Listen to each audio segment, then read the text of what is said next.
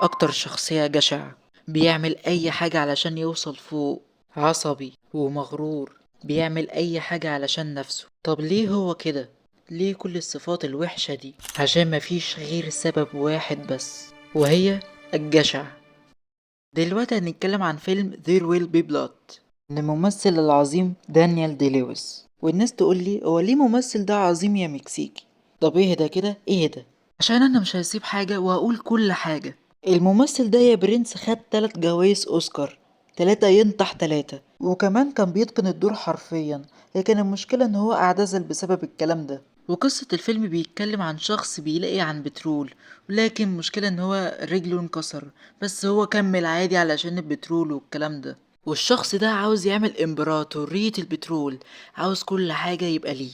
لكن يجي عيل ابن ان الواد ده عاوز يبوظ امبراطورية البترول اللي كان دانيال بيظبطه. وكمان الواد بيتاجر في الدين.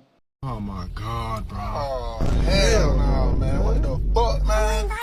والواد ده في ست بتقوله انا تعبانة يا ابني عندي السرطان، والواد طول النهار اخرج يا جن اخرج يا جن. لكن بره الموضوع ده الفيلم عظمة على عظمة، 10 على 10 حرفيا.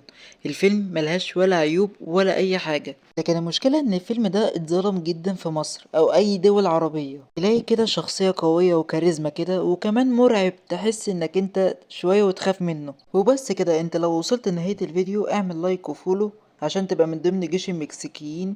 وبيس.